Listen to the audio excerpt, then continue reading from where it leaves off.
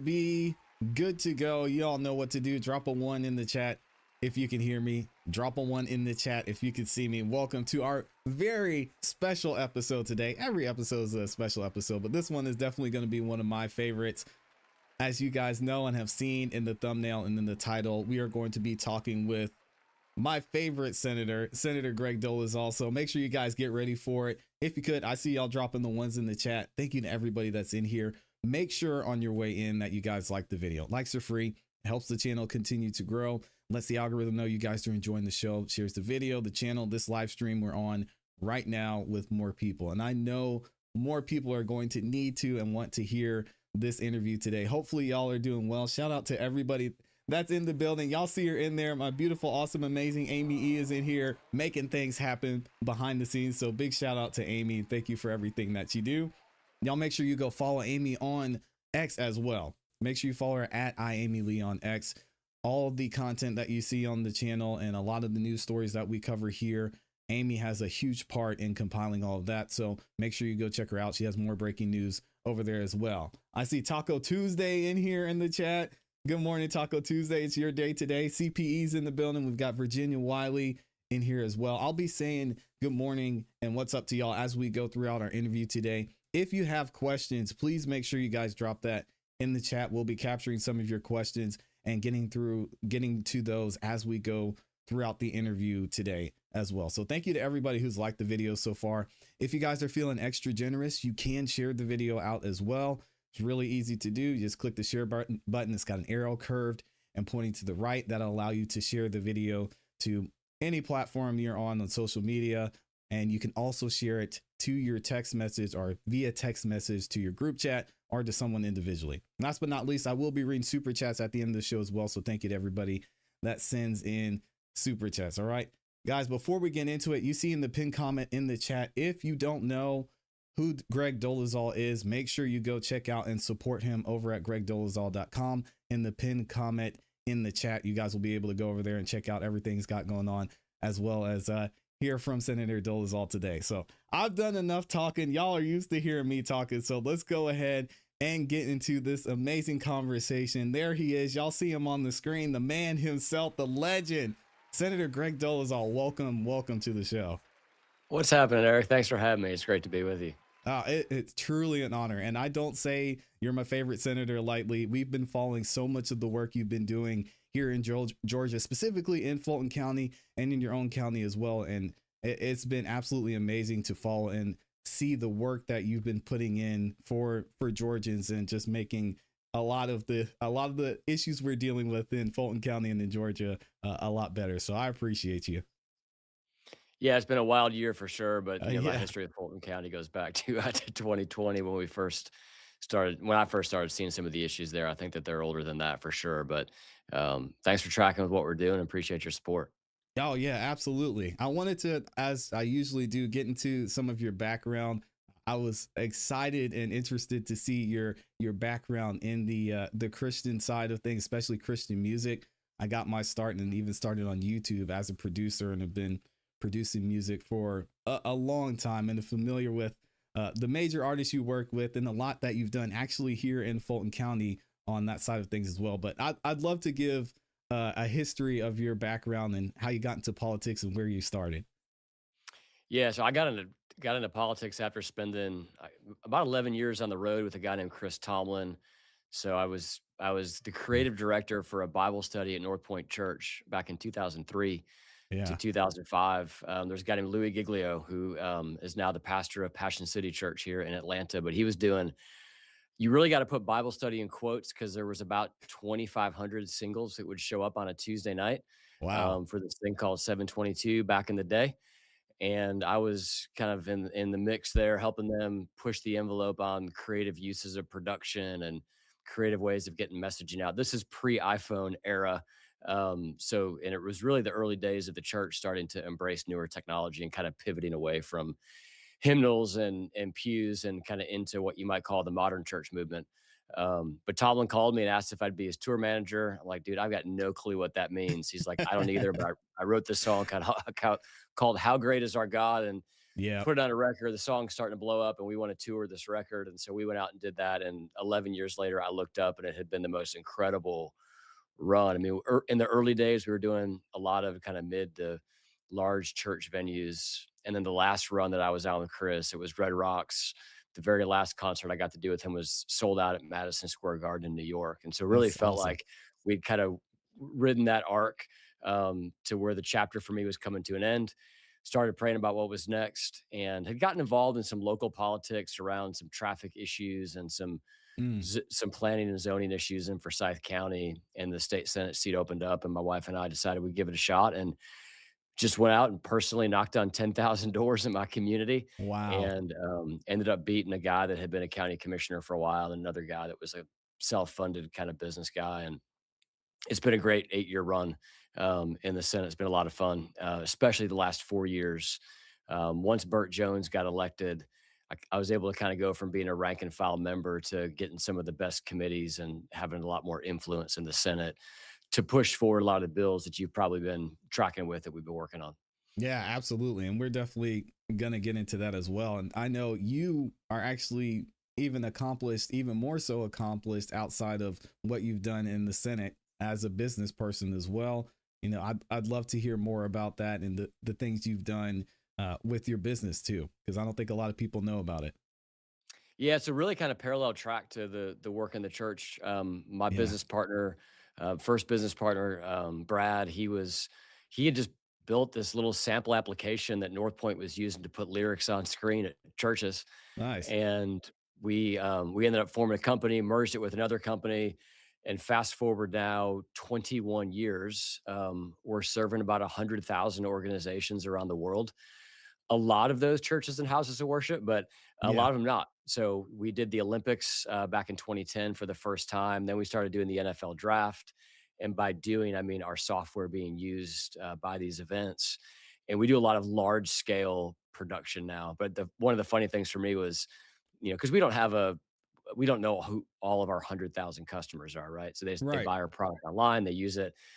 So last year I went to speak at a rally for President Trump at Georgia Tech and walked backstage into Video World. They're getting ready. I'm about ready to go on stage and speak. And I look over to my left and I see ProPresenter, our product, being used. That's So awesome. that's been an engine that's allowed me to do a lot of other stuff. So I helped start a nutraceutical manufacturing company. I guess it's been about 7 or 8 years ago now.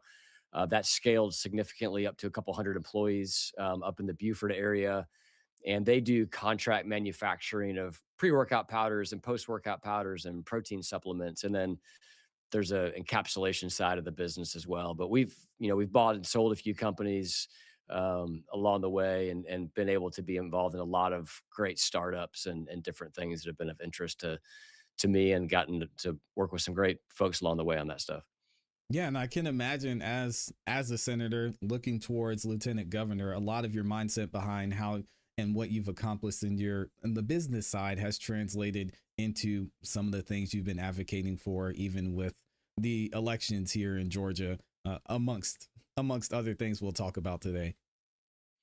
Yeah, certainly on the tech side, being able Yeah. to have conversations with our voting machine vendor, which we actually put something out at X about that yesterday, Oh, cool. was instructive in terms of some of the deficiencies that I've seen, just knowing the way that we test our software, and then hearing the way that have not tested the voting software, was one of the reasons I started to raise the flag on a need for new equipment. Yeah, and we're going to get to that in a second, but I wanted to ask you a little bit of a personal icebreaker question in regards to HB 154. There's been a lot of conversation about this time change, the time change going to Atlantic time versus sticking with daylight savings time and Eastern Standard Time. It seems like people are in a frenzy. They're even going back to 1970 saying, "Oh, this worked. We did this in the past. This is horrible." I'd love to hear just your personal thoughts on if you think this is a good idea and what you've seen in that House bill as it's been presented. Man, I think you can argue both ways. Yeah, yeah, I don't want it to be, I like it being dark until 8 o'clock, 4 months of the year. That's one of the arguments. And you're not wrong. Nobody likes it being dark. I mean, the reality is I wish we lived closer to the equator and had longer days. that's a fact. Um, but I do think that locking the clock does make sense. Obviously, the best path is to do that regionally. I Yeah. don't love the idea of us being an outlier. I don't know that the bill that we passed is going to move, but it keeps the conversation going. Hmm. It ultimately probably raises it for our friends at the federal level, which is really where this should be solved. But as much as I hate it being dark at 8 o'clock, I really hate it being dark at 4:45 in the afternoon. In Exactly. the middle of December. Yeah, and I've kind of said the same thing. I feel like you could argue it both ways. I would rather just, the way my mind works, know what time it's going to be for the entire year instead of having to make adjustments. But here we are. Either way, it'll be interesting to see how this Yeah. goes through at the federal level.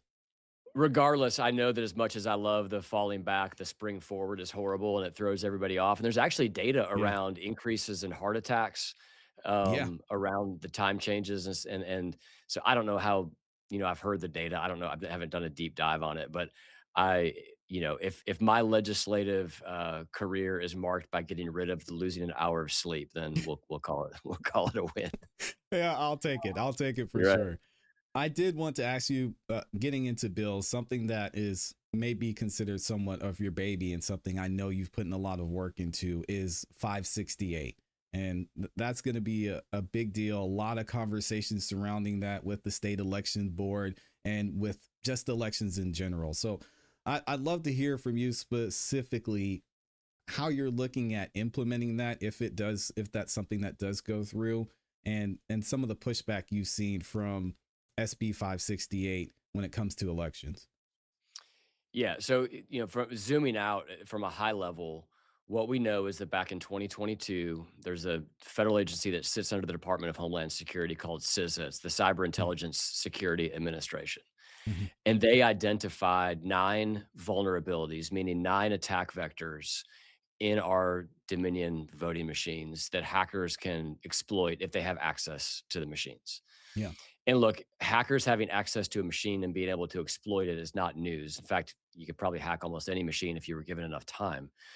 But the concern for me is that it's been 4 years now, and there's been no action to even update the software. And Yeah. the very first thing in the report, they say, all right, here's these 9 known vulnerabilities. What should you do? Well, number one is contact the vendor to update the software. Right. And we have known for years that we need to update the software. That hasn't happened. The Secretary of State hasn't done it. And there's been 4 software updates that I know of since our version. We're using a version that was originally certified in 2018. So imagine running 2018 software on your iPhone, right? I mean, Yeah. none of us do it. And a lot of those updates we get on our iPhone are security updates, and vendors software, we do it with my software. We discover an issue, we're constantly pushing out updates.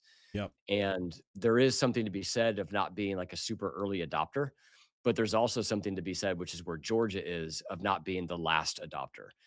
And if you look at a map of how Americans vote, whether they vote on hand marked paper ballots or machines, Georgia is like, if you were to color it, Georgia is the only state that's the color that we are, whatever color you want that to be, right? Yeah. And that is, we are the only state using Dominion machines statewide. We're the only state using ballot marking devices statewide. And so there's wisdom in the federalist system and looking around to other states to saying, all right, how is Florida doing it? How is Texas doing it? How is Tennessee doing it? How's Right. California doing it? And none of those states have said that we're going to use ballot marking devices statewide. So given the software, the vulnerabilities in the software, frankly, given the cost, these things are super expensive. We spent 110 or 120 million dollars buying these, and they're already reaching end of life. Yeah. And some people want to go spend another 150 million buying similar machines again. I just, yeah, it's, to me, going with a much more national standard, which is a hand marked paper ballot, makes a lot of sense. And so there's concerns about whether we can do that in time for November. I Yeah. understand those concerns. For me, it's like we can't afford not to figure out how to do it by November. And I've frankly made my career figuring stuff out that's hard to figure out. And I think that this is something that we can, if it's universally adopted as the priority for the state, we can get to hand marked paper ballots by this November. Yeah, and we've even seen in a lot of the research we've studied and done on this channel just so many issues with the Dominion system in general, whether that be, the vulnerabilities from foreign entities being able to access the system, or how the system works and functions in general. And I think one thing that has been said is, well, if we move or transfer over to the system, what's going to happen to that 2029 contract, and how are we going to implement that in today? Say this went through today, what would that look like? And I'd love to hear your thoughts on that. Yeah, so I mean, what 568 was going to do is going to move to a hand marked paper ballot. Originally, it was going to go to assigned advanced voting locations, because one of the Mm. challenges is all the permutations of ballots that you need to print, right? Right. And so if you think about Fulton County, you think you've got Alpharetta at the far north end, and if you go down to South Fulton, it's silly to allow someone to vote early that lives in Alpharetta all the way down to South Fulton, and force South Fulton to hold enough ballots for like an Alpharetta city council race that Right. I can walk in and vote, an hour and 20 minutes away from my home. And so that, the press and the Democrats started calling it voter suppression. They look for anything that they can call voter suppression, even though Yeah. every form of voter suppression, by their definition that we've ever implemented, has resulted in more people voting. Exactly. Um, so, Yep. so they've always been wrong, and it's kind of one of these tropes that they roll out to try to gin up people that are just going to read a headline, that don't have time to dive into this stuff. But I'm actually bringing a.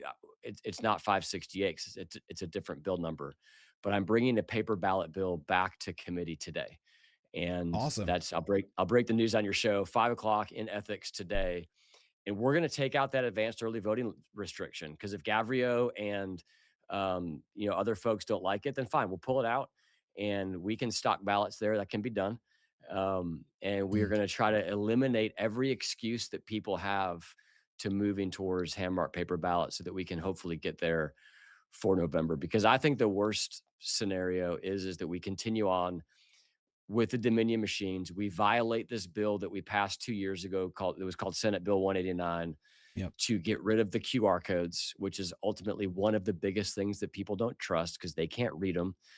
And we can move towards a solution that gets us there.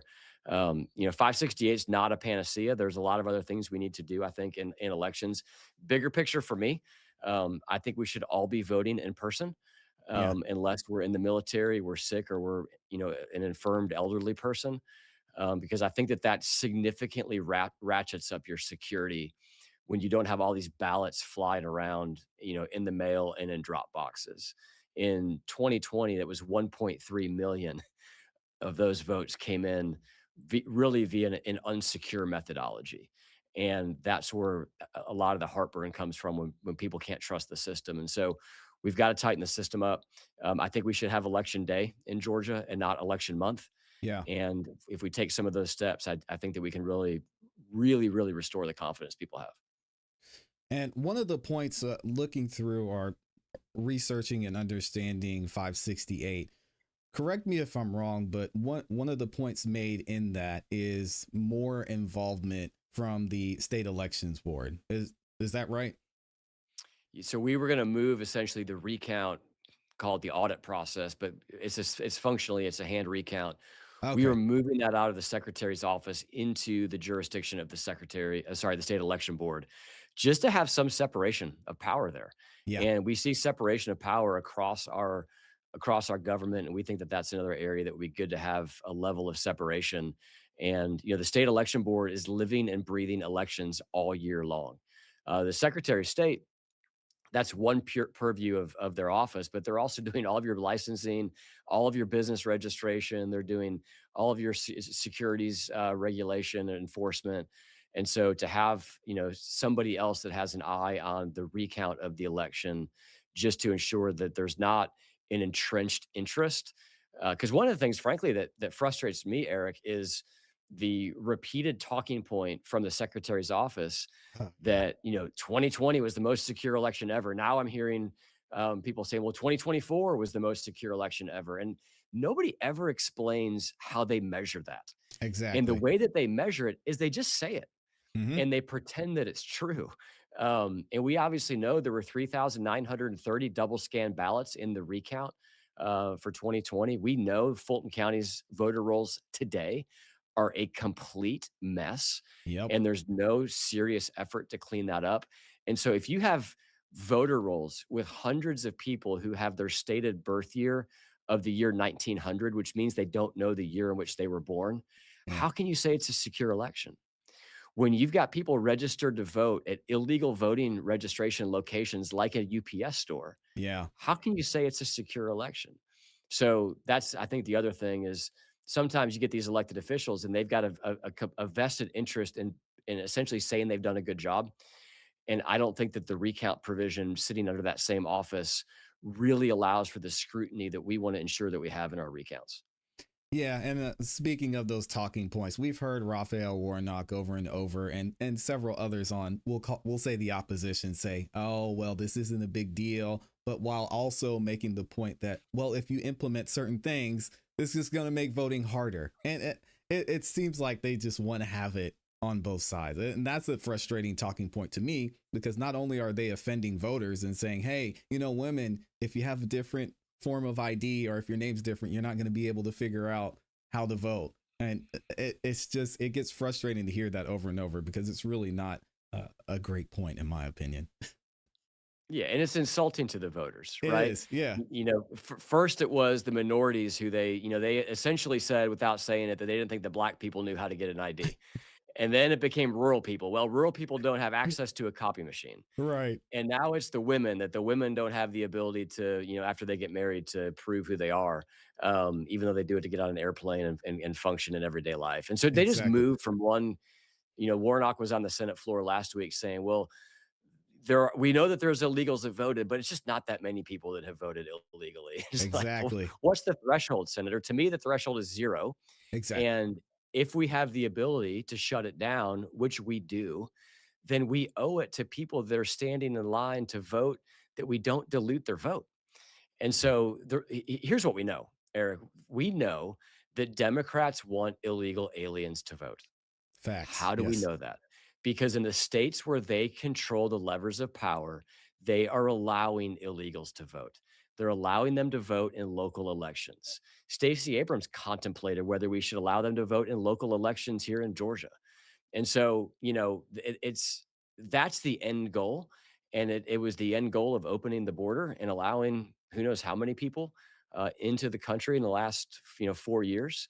Yeah. And ultimately, the goal is to forever change two things. One, the Electoral College, because we have this insane policy in America where we count people who are here illegally in the census. And Yeah. that census determines how many state representatives, or how many, I should say, US representatives you have. And for states that have strong enforcement of 287G, well, they're hurt because they're not going to have as many illegals as, say, California. And so Right. that's the first reason they do it. The second reason they do it is so that they can vote in the elections. Yeah, and I mean that doesn't even factor in the number of people who, let's say, are I won't say taking advantage of, but who are falling victim to the opt-out system here in Georgia that could maybe are here legally, but they probably shouldn't be voting because they got a driver's license and then they're automatically registered to vote, which was another big factor I think is left out of the conversation, along with the effect of how the current system affects local elections. It seems like it gets left out of the conversation by the opposition. They just want to focus on the federal level, as you mentioned. But when we're having people who aren't allowed to vote or shouldn't be voting in our local elections, that affects us on an everyday level, the mayor and several other factors like that. Yeah, the local elections are so critical. But you bring up a great point with the opt out, and Yeah, we need to invert that. So it's we need crazy. to ensure that people are registering to vote because they intend to vote, Yep. not people registering to vote because they want to go drive a car on the streets. And Yeah. that to me is something that should be flipped from the posture that we're in right now to be the exact opposite of what it actually is. Yeah, absolutely. And we actually had Janelle King on the show and was talking a lot about some of the things that are being implemented and changed. And I wanted to talk a little bit more about the state election board's role in all of this. I even mentioned this to Janelle when she was on the show, it seems like they're somewhat, I don't want to say apprehensive, but it seems like the state board in general seems like they kind of want to stay out of handling anything when it comes to the voting in general. I would love to hear your thoughts on what that process or transfer would look like if we were to remove certain things from the Secretary of State and actually involve the state election board in a lot of what goes on in our elections. Yeah, and they've been a little bit neutered, frankly, with the funding that was appropriated to them that didn't make its way to them. They really need to That's have their true. own investigators. They probably should be the initial gatekeeper of these cases as opposed to only receiving referred cases. Yeah. I've talked to a number of people that have filed cases that believe the secretary is holding those cases up because it would run contrary to the narrative of most secure election in American history. And that, it frankly, gets to the separation of power thing that I just mentioned. These people aren't elected. Yeah. So, Janelle and Sally and the crew there on the state election board, they're not out having to raise money. They're not having to travel around the state and essentially kind of prove their efficacy. They're able to just focus on doing a good job. Yeah. And whereas an elected official, really, it's hard for an elected official to admit they made a mistake. It's hard for them to admit they got it wrong. And I don't know what, the secretary thinks in his heart of hearts about the way that he invented drop boxes in 2020 or the way that he essentially changed the way that the signature match was going to work in that election. Yeah. But it would be pretty hard to come out and say, you know what, I got it wrong. And so I like the idea of moving some of this stuff more so to people that are not having to think about politics as much, but that are really able to just focus on the job that they were appointed to do. Yeah, and that makes sense. And that seeing the current state election board that we have now, I think I would have good confidence in taking over. Honestly, and I told Janelle this, like, can y'all just take over everything? Can we remove it all? Even touching the Secretary of State's office as it sits now. We know Brad's got other things going on when it comes to running for office, which we'll get into shortly. I also wanted to ask you, speaking of election integrity, we've got to talk about Fani Willis, Nathan Wade, and the entire election interference case. You have been the forefront of trying to get accountability from the DA's office in this situation. And man, I wish you could have seen me screaming at my monitor during Fani Willis's hearing, during Nathan Wade's recent one. I mean, even Jeff, I think Jeff DeSantis, he was a little bit more reasonable than the other two. But man, I would love to hear your thoughts on how this special committee that you've been a part of has done the work with investigating what went on during this election interference case. Yeah, when we formed this committee, it was the session right after the president and the 18 were indicted, and here in the state senate, it's not like federal level where we're holding hearings all the time, swearing people in. We're generally, since we're only here for 40 days, most of the time is spent listening to pieces of proposed legislation. Yeah. And in fact, the Senate rules do not even allow any committee other than the ethics committee to issue subpoenas or to swear witnesses in under oath, which is common practice for Congress. And so Right. when the president and the 18 others were indicted, I kind of looked around the room and said, all right, what are we going to do? And the room essentially said, well, let's just let the courts handle this. And this isn't the role of the legislature. And I'm like, I think it's not the role of the legislature. But I did a little bit of research, Yeah. and the Georgia Constitution gives the same power to investigate the affairs of the state to the legislature as it does the attorney general. Yeah. And our attorney general wasn't doing anything. And so I went to Ledge Council and worked with the lawyers and had them write a resolution to allow us to investigate Willis. And Yeah. we knew that she wasn't going to come voluntarily. So in that resolution, Yeah. we did something that the Senate hasn't done for over 50 years, which was give a committee the authority to subpoena witnesses and put them under oath. It's awesome. Well, Yeah. we fought Willis in court for 14 months. Actually, I think it was maybe 16 months. And we had to go all the way to the Supreme Court, the state Supreme Court, to essentially fight whether or not we had the power to subpoena her. And ultimately, she finally agreed to come testify, and she did it. And here's what we found in that. I don't know if you can call it a hearing because it was really in my opinion, a clown show, where, it was not a serious discussion of the issues, right? She Yeah. came in, she had an agenda, she wanted to yell and scream, Yeah. accuse everybody of everything, and did not want to answer questions. And when there were questions, frankly, that I believe she should have known the answer to, such as what funds from your department were used to pay Mr. Wade, she said she didn't know. What was your level of coordination with the Jan 6 committee? I see this letter here from you asking the January 6 committee to work with you. What did it look like for them to work with you? Well, I don't Yeah. recall. Why did your team travel to meet with the Department of Justice? Well, I don't recall. Why did your team go meet with the White House for 8 hours on the very same day? Or sorry, have a phone call for 8 hours on the very same day that Jack Smith was appointed as special counsel? I don't recall. And then Nathan was the same. Nathan Same was thing. much. Somebody told me he said he couldn't recall 30 times. Yeah. I haven't counted them. I don't know, but it was the same deal. And it was funny because at one point, and I will say Nathan was decent and behaved in our hearing in an honorable way. I mean, he answered. Yeah. His tone was professional. Yeah. But at some point, Roy Barnes, who had decided that day he was going to be Nathan's lawyer, when I was asking about some of these phone calls and these meetings with the Jan 6 committee and the Department of Justice and the support they were given Yeah. and the meetings he had in DC, Roy says to me, well, do you remember what you did in, 4 years ago? And I said, well, Governor, I've been to the White House Yep. once in my life.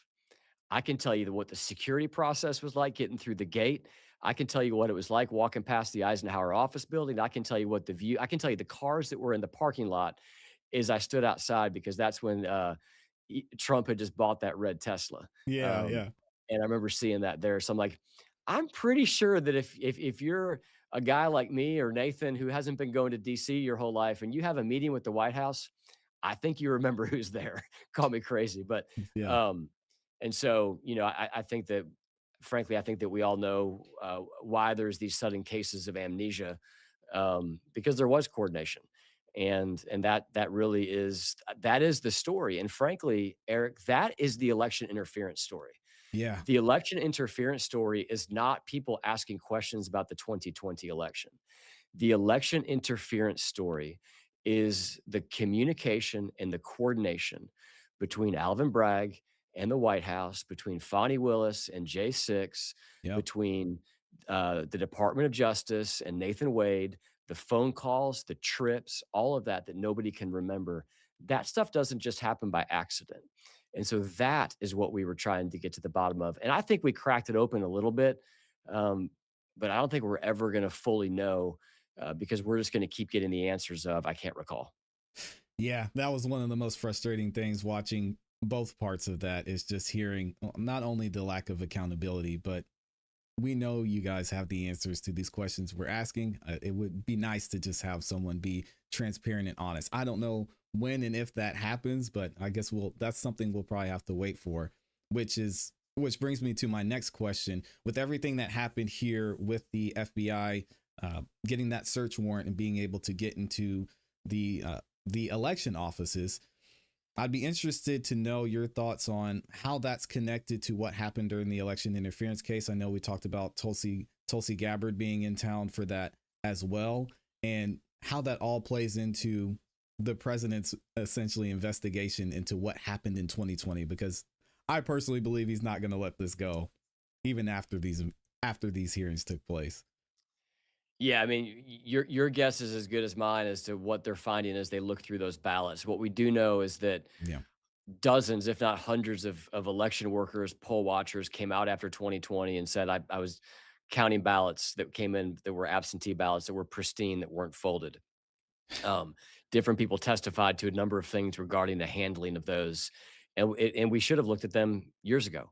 So what Yeah. they're going to find, I don't know. Obviously, Tulsi is interested in the nexus as it relates to any foreign interference in our elections. And what's funny Yeah. is that the whole predicate during Trump's first term is that foreign entities meddled in the United States election process in 2020. But then when we look at the actual election process, they're telling us, well, there was no foreign interference.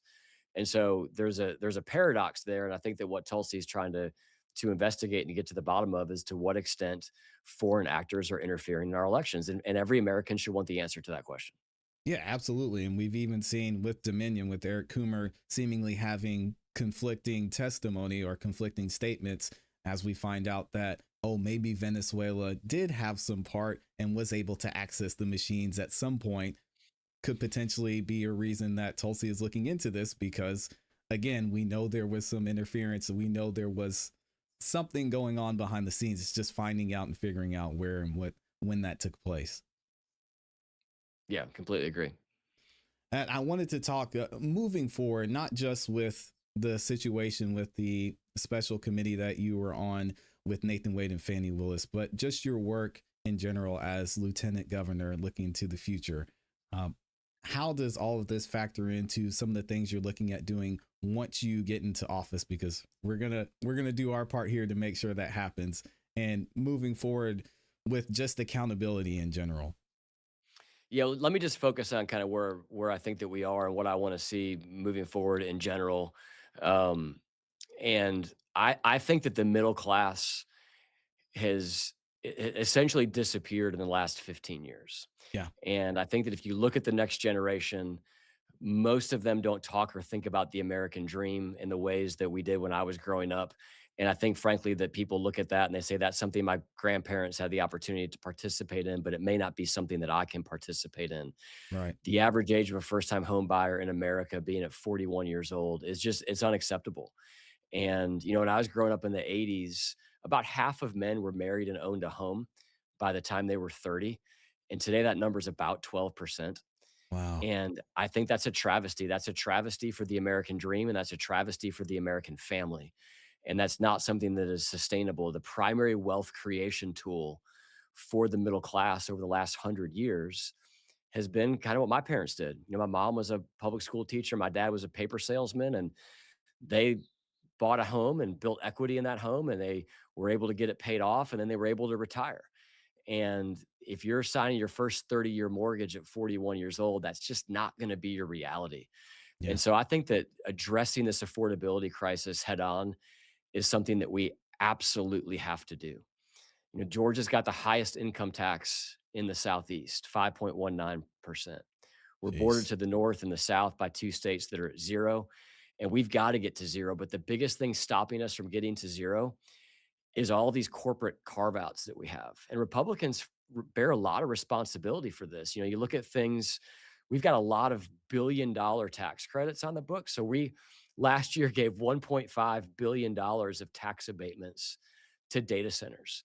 My And goodness. that's something that is horrible public policy. I voted against it every opportunity I've had as a state senator. It actually was put in place before I got here, but it really gets to the culture, Eric, of the Capitol. And if you were to walk in that building across the street right now, you would see a lot of people in suits and ties that are paid to go figure out a way to get their client to pay less money in taxes. And as long as Mm, their client is paying less money in taxes, it stops us from being able to ensure that every Georgian can pay less money in taxes. And so we've got billions and billions of these corporate carve outs that I would love to see us get rid of so that we level the playing field and get government out of the business of picking winners and losers and allowing businesses to compete. When we started our company 21 years ago, we didn't have our hand out to the government. We worked in yep. the basement for the first 3 years we were in business. We didn't have our first employee until we were in business for 4 years. And there's so many people that are grinding like that, trying to find their way to the American dream. And frankly, it's disgusting to me that those people are paying more in taxes while they're starting their new business in the basement so that some massive multinational corporation can hire a couple lobbyists to walk in and buy a couple steak dinners for some legislators. The next thing you know, you're passing a tax credit. Yeah, absolutely. And I think one of the biggest things is just realizing how much impact we can have on our side on the local level with helping to move move things forward that are going to benefit Georgians in general. I mean, whether that's at your county, at the state level, because as we know, a lot of the voters here are seemingly getting discouraged and feeling like they don't have a voice. And I appreciate you sharing that impact because it does make a difference. Yeah, I would tell you two thoughts on that. One, I remember before we passed tort reform here last year, I had a business owner in my community reach out and say, "Hey, can you go to lunch?" And we went to lunch, and he's just like, "Man, this is the most important issue to me." Mm, He said, "I've got two things that are bothering me right now." He said, "One, I'm getting sued all the time because I'm running trucks all over the state, and I feel like I've got a target on my back. And the other thing is, I hate the idea of our local community doing drag queen story hour at the library, and jeez. that my grandkids might get sucked into that." And he's like, "I think I might have one of my trucks go break down in front of the library that day and block the entrance." Um, but it was the perfect example for me. 'Cause he's like, "Greg, I haven't reached out to you because I just figured you're too busy." Yeah. I'm like, "Man, none of us are too busy. And we're in this business because we hopefully want to serve our constituents well. And we can't serve our constituents well living in a silo." And so for your the viewers of your pod, man, I just would encourage them to get to know their local elected officials, their county commissioner, city council, board of education, Yeah. state reps. All of them will go have coffee with you. And you can really have an impact going and sitting down, looking somebody in the eye and telling them about why issues are important to you. And that helps them come down here or go to the city hall or wherever it is that they go to represent you. It helps them actually represent you. And so I think that you're right on the mark with that, man. Yeah. And I think, again, speaking to some of the things people don't realize impact them, I wanted to talk about your point on the DEI situation. I'm someone who is so opposed to it, and I know a lot of people are going to be upset about it. It's a polarizing issue. It just doesn't make sense in general, just for having people who are qualified or at a higher level, things you've been talking about, just getting rid of some of the programs themselves. And can you just give people a better idea of why this is so impactful and why it's so important that we address this issue and moving forward? Yeah, I would tell you that from my purview, my perspective, that DEI is just a 2025 version of Marxism. It focuses on outcomes and it assumes that any what they would call disparate outcome has to be the result of a structural problem that government needs to solve. Hmm. So, to take the extreme example of this and turn it on its head, if you were to look at professional basketball and say why or whatever percentage, let's call it 70% of the starting players in the NBA black. Well, Yeah. that must be because of some structural problem. It's like, well, no, it's not structural problem. There's a reality there that there's a competency, and you're putting the best players on the court that you think can do the job. Yeah. And similarly, when we cross into other sectors and college admissions, for example, and we say we're going to make it twice as hard for an Asian American student to get into college as we would a Hispanic student or something like that, you're ultimately elevating somebody that probably doesn't belong at that particular institution based on the raw metrics, Yep. and you're denying entrance to somebody who probably does belong. And frankly, that doesn't serve either of those students well. But I want to tell you that I think that the injection of DEI policies is far more insidious than what I just described to you. And I'll give you two examples, and they It come from my is. home county, Forsyth County. Yeah. We in our K through 12 public schools about 5 years ago, they implemented a DEI training. And two things happened that really raised my antenna on this. The first of which, my father-in-law is a public school bus driver in our county. And he and all of the bus drivers received an email one day that told them not to refer to the children as quote boys and girls. Oh, And yep. it instructed them to use more inclusive language. So you can't say, "Hey, good morning, boys and girls." You would have to say, "Good morning, children." And you can imagine, my father-in-law is a blue collar guy. A lot of these bus drivers are retired blue collar men and women. They're like, "What in the world is that?" Yeah. But then the second one that happened that really got my attention, we've got two of our four kids now are in middle school. And so I know kind of the age and mindset of middle school students. And we had a class in Forsyth County schools at the middle school level that on the first day of school intake form, you remember these from when you were a kid, Oh, yeah. what's your name? What'd you do over the summer? Do you have any siblings? Tell me about your pets. Well, the 2021 version of that in Forsyth County schools was, "What's your name? What are your preferred pronouns? Oh And my may we gosh. use these preferred pronouns when we communicate with your parents?" Yeah. And that all was injected into the system because of this kind of DEI baptism that was happening across our entire system. And I wrote a bill to get rid of it because I don't want my eighth grade daughter being asked what her preferred pronouns are, nor do I want my sixth grade son being asked what his preferred pronouns are. Yeah. And I want my father-in-law, who's a school bus driver, to feel comfortable to say, "Hey, good morning, boys and girls," and know that that's just normal. Yeah. Um, and so there's a lot that falls under that banner of DEI, that what I call the woke industrial complex is kind of injected into the system. Let me give you one more example. We had the University System of Georgia when they were hiring professors up until 2 years ago.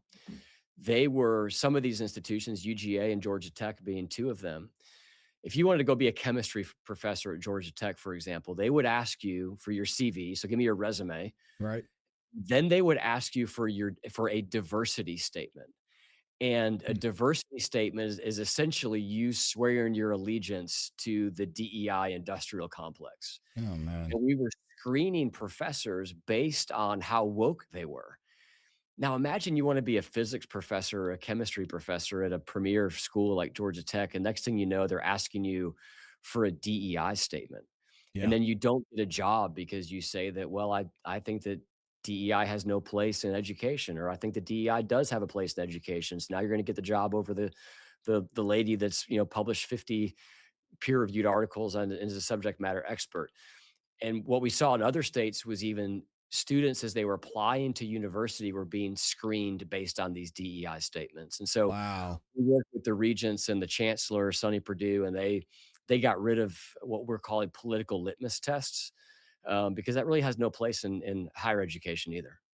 Yeah, and I mean, I think one of the major factors and somewhat ironic factor about DEI in general is people don't realize how divisive it is, how uninclusive it is, because you say, oh, okay, well, because you fit into a certain box, yes, you may be qualified. Yes, you might be better for the job, but sorry, we're not going to take you. We're actually going to exclude you because we need to put someone else in place who maybe fits into another box. That, along with, as you mentioned, it's so well put, this entire DEI being somewhat hijacked by a certain segment, I'll say, of the population, a very small segment of the population, whether that be a different community, trans, as you mentioned, and it not actually even meeting its initial intent for how it was designed. So I'm so glad you mentioned that, because it's interesting to see how much this gets defended as being exclusive when it really is exclusive just as a whole.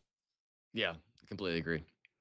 Also, one thing I wanted to mention, I know we're getting close on time. Lastly, about the Sharia law, I've done some research on this, but I think a lot of people need to wake up to what's going on in our country, and specifically what's going on in Georgia when it comes to Sharia law and how impactful that could potentially be on our state and even on our nation. I'd love for you to talk about that quickly and just give your thoughts on some of the things you're doing to prevent that from infiltrating our current legal system. Yeah, so Sharia law is obviously Islamic law, and you can look at Sharia law in practice if you look at the 50 plus countries that have implemented some form of that as a governing principle.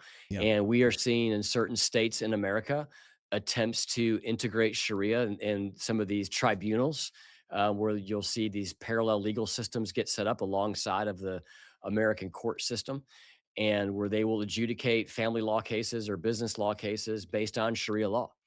And that is something that I do not believe that should happen in America. And so I introduced a bill to ensure that only Georgia and American laws are the prevailing laws in our court system. And that if you do set up a tribunal that sits outside of the court system, that the same rules would apply, that you can adjudicate those cases in a way that does not violate the constitutional rights of anyone. And Yeah. I think that the reality is that every culture does not comport with the American culture, and every set of law does not comport with the United States Constitution. And so we want to be a country that welcomes people here, but we want to welcome people here that want to be Americans and that want to adopt cultures, policies, and live under a legal system that recognizes everything that's enshrined in the United States Constitution. And so implementing Sharia law would be certainly contrary to that. And it's Yes. something that we want to ensure does not happen here in the state of Georgia. Yeah, and we're going to cover it more on the channel, but I would call for everyone to really do the research and to just look up cases that have happened within the United States when it comes to Sharia law. I think it would be very eye opening for a lot of people, and even researching just the way as it's presented and what that means. So I appreciate you commenting on that, and I'm glad that you're making that a focus, because I think it's important and it's something that, goes under the radar for sure. Yeah, and I think that it sits alongside of what we've also seen with the open border policies, Yeah. and then what we're now seeing downstream of the open border policies, where we've had in the last month 4 terrorist attacks on our soil. And you have a group of people that we have allowed to come into this country. Some of them have sworn allegiances to ISA. Mohammed Jallo, who's the individual who murdered Lieutenant Colonel Brandon Shaw on the campus of Dominion University, had been arrested for providing material support to ISIS in the United States of America. Yeah. In fact, he testified that he wanted to commit a Fort Hood style shooting. And the federal prosecutors wanted him to be locked up in jail for 20 years. He was ultimately sentenced to 11 years. And then he was let out about 2.5 years early. And about a year and a half after he was let out, he walked into a classroom at Old Dominion, asked if it was an ROTC classroom, and then opened fire, ultimately killing uh, Lieutenant Colonel Brandon Shaw, who's a double Gold Star medal Yeah. honoree. He had flown hundreds of flight hours, had served 3 tours of duty across multiple wars, and served this country and survived all of it. But what he couldn't survive, tragically, was a day in a classroom with Muhammad Jallo. And Muhammad Jallo should have served every year of the 20-term sentence that the prosecutors wanted. And frankly, he should have been denaturalized and deported, if not tried for treason. Right. Because we cannot have people, Eric, in this country who have sworn allegiance to ISIS, provide material support for a terrorist organization, and then, go serve 8 years in jail or let back out on our streets. That's a complete miscarriage of justice, and it's a suicidal policy to have a criminal justice system that treats jihadists in that way. I absolutely agree. And I hope, again, that the people watching do a lot more research into what's happening when it comes to Sharia law in our country, because it's a big problem and it's continuing to grow. And we see even members of Senate, members of Congress, even that are for it. And that scares me, to be honest. And I think it should be concerning to the people watching as well. But I'm going to get in trouble if I keep you any longer. So I wanted to give you a chance to give some final thoughts and talk about where people can find you and support. And obviously everyone here in Fulton County and in Georgia needs to get out and vote for Greg Dolezal for lieutenant governor. I'll give you the floor. Yeah, here's the deal, man. We're in a fight to save Western civilization. We're in a fight to save America. If you look at the election of Zoran Mamdani, a Yeah. self-declared socialist who is now the mayor of the financial capital of America, it should be a clarion call to all people who love free markets, who love small government, love the founding principles of this country, that it is time to step forward and elect people to office who first and foremost know why they believe what they believe, but secondly have the backbone to stand up for it when the rubber meets the road. And so I think providentially we have an opportunity to save America by saving Georgia. The road to the White House, control of the United States Senate, so much now hinges on our state. And we have got to elect people here who have the ability to go win hearts and minds, cause people to fall in love with the American dream again, because this country is the greatest experiment in human governance in the history of mankind that has led to the greatest period of human flourishing, not only in our country, but around the world. And so we are in danger of losing that. And we've got to elect people to office that really understand that. And so if you're compelled by that, follow me on X. It's Dolezal for GA. A lot of the stuff that you've been talking about on the pod today has been stuff we've been putting up there. We're going to keep the content coming. Awesome. We appreciate you, Senator. Thank you for the work you're doing for the people. Thank you for the work you've done for Georgia. I'm looking forward to having you as our lieutenant governor. So I wish you the best. And guys, make sure you go and support gregdolezal.com to check out more information. Thank you for your time so much. I appreciate you. Man, thanks for having me. It's been a blast. I appreciate you. Have a great day. Thank you. Goodbye. All right, guys. Wow. What an amazing conversation.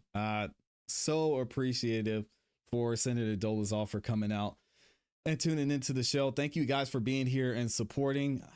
So much information, so much well said. And again, this is someone who's actually been about it for a very long time. This isn't an election year thing for Senator Dolezal. This isn't a, I just want to look good. I just want to make sure the people can see what I'm doing. Now, this man has been putting in the work, working hard. We've covered it here on the channel. You guys have seen him out in the street, going to places where people are registered. Thousands of people are registered at one location that no one even resides at. I mean, absolutely amazing. Thank you guys for the support. Thank y'all for helping make this possible. Absolutely amazing. I want to shout out a couple of y'all who are in here supporting with super chats. We got Virginia Wiley is in here, became a new member. Welcome to the member side, Virginia Wiley. If you haven't yet, make sure you check out the members only content. You also get your name highlighted in that beautiful green color we have there in the chat. And you also get an opportunity to check out and get instant access to all of the content we have here on the channel immediately. You don't have to wait. So welcome to the gold side. I appreciate you. Also, shout out to my guy, Chris Creative in here with the 5-bomb. What does he say? I've lived in Tennessee and Georgia. Same here. And here in DC and Maryland, they let illegals vote in local elections. They do it here. Well, it happens here. Wouldn't say that they do it here. New York State tried, but the state Supreme Court said, nah. Well, New York is in trouble. And Senator Dolezal mentioned it briefly today, but a lot of conversation needs to be had about what's happening in New York City. It's scary. And I think people really need to wake up to the folks that they have in office and get out and vote. Because otherwise we're going to continue to go in this direction that I don't think many of you want. So thank you for the support, Chris. I appreciate you. And shout out to Tennessee, one of my favorite states in the country. We've also got my beautiful, awesome, amazing Amy E in here, gifting the 5 memberships. If you got a membership from Amy, y'all do the right thing. Say thank you. Show her some love and appreciation. Always supporting, always showing out, and giving you guys a chance to check out the member side too. Yeah, y'all go out and thank you, Amy, for dropping that in the chat as well. Go to gregdolezal.com to find out more information, what Senator Dolezal has going on. You can hear about his story. You can even go there to support, sign up for the newsletter and their emails as well. So make sure you do that. I want to go through a couple of comments and then I'll probably let y'all up out of here. We got a lot of stuff we're going to cover tomorrow's show as well. We'll be somewhat back to our regularly scheduled program. We may have a special guest tomorrow too, so y'all make sure you stay tuned in for the show tomorrow too. Let's see.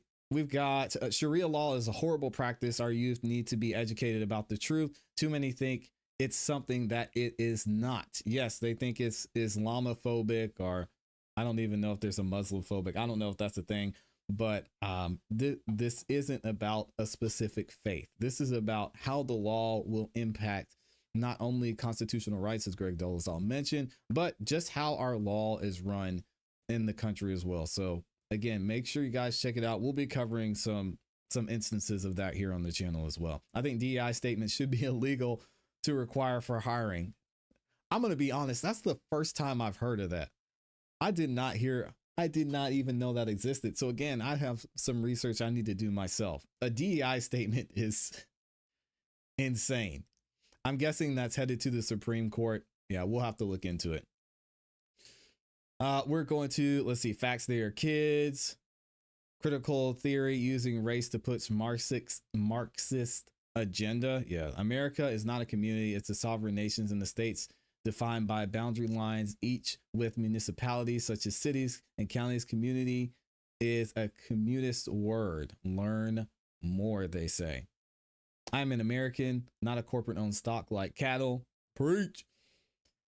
That's why we should go to a fair tax as a nation. Oh man, there was so much talk about that during the president's campaign, and I really wanted to see more movement on the tax situation. There's a lot going on here in Georgia when it comes to taxes. We haven't talked about it too much on the channel just because y'all really don't want to hear about that. But I think it's something that we need to talk about more in depth, because there's a lot going on across the nation when it comes to taxes. Maybe we'll see the president do something. Amy says, Fani was trying to get RICO charges on Young Thug, all the while was creating her own RICO. That's a fact. Unfolded absentee ballots were found to be early voter ballots, says Peter. Imagine District Attorney Fani was a man and Nathan was a woman. He paid her $700,000 and takes her all over the world, then lies.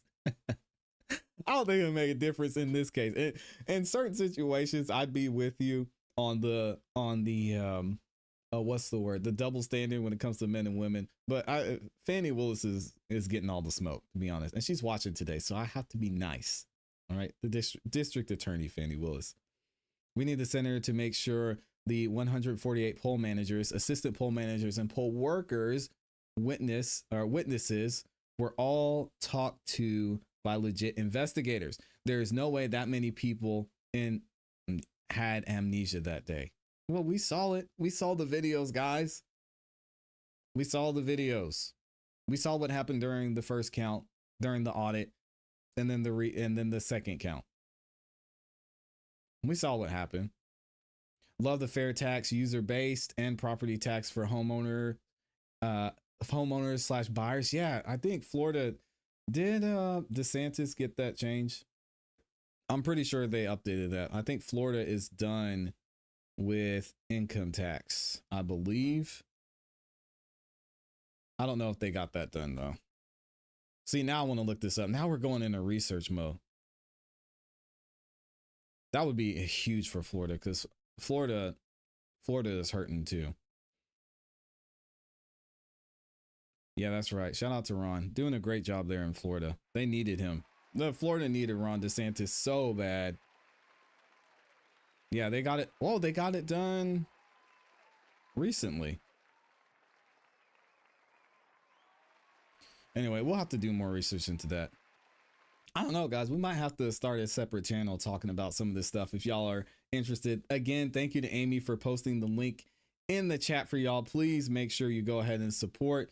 Check out Senator Greg Dolezal on X, and you can find him as he mentioned there, and Amy dropped the link for y'all in the chat. All right, guys, I'm going to let you get out of here. Thank you to everybody that supported.